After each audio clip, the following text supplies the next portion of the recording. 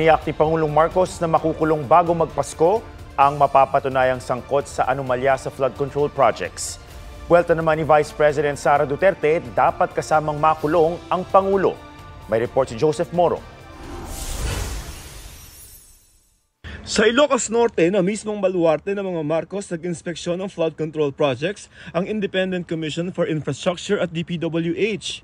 Sabi ng ICI tungkol sa 6 na proyektong binisita nila sa Vintar at Lawag River Basin. Walang ghost na nakita.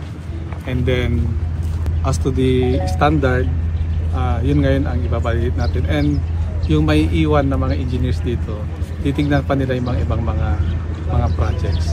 Ayon sa ICI, nasa 150 ang flood control project sa Ilocos Norte, 9 billion pesos ang kabuuang halaga at karamihan na kubra ng ilang kumpanyang pagmamayari ng mag-asawang Pacifico at Sara Diskaya na idinadawit sa manumalyang flood control project sa ibang lalawigan.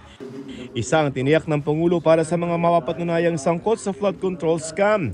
Bago magpasko, marami dito sa napangalanan dito ay palagay ko nasa matatapos na yung kaso nila, buo na yung kaso. Makukulong na sila. Wala silang Merry Christmas.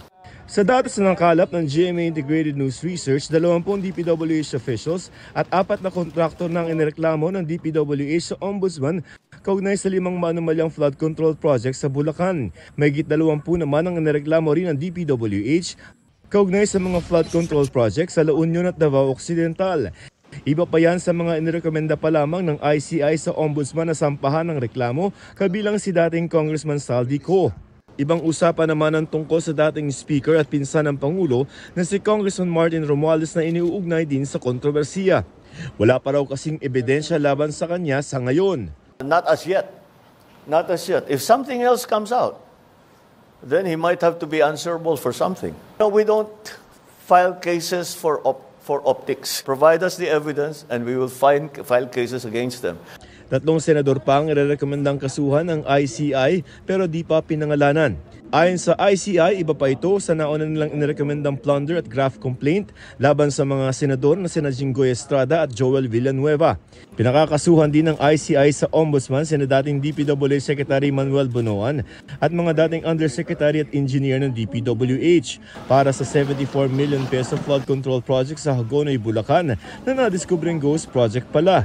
Pinakakasuhan din ang kontraktor ng proyekto. Para kay Vice President Sara Duterte, dapat damay si Pangulong Marcos sa mga makukulong. Kasi siya ang pumirma ng 2025 GAA. In fact, meron tayong question, di ba, sa 2025 GAA natin na nasa Supreme Court na sinasabing unconstitutional ang ating budget. Sinusubukan pa namin makuha ang tugon ng Malacanang ukol dito. Inalmahan din ng bise ang sinabi ng Pangulo na wala pang ebidensya para idawit si Romualdez. Ang pinaka-ebidensya natin dito ay ang 2025 budget. Dahil pagdaan sa House, lumobo yung pera, lumaki yung budget galing sa NEP. O so sino ba ang mag-uutos nun? Yung mga congressman na kung saan-saan lang? Siyempre yung leader.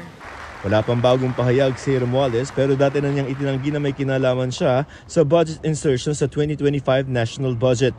Joseph Morong nagbabalita para sa GMA Integrated News.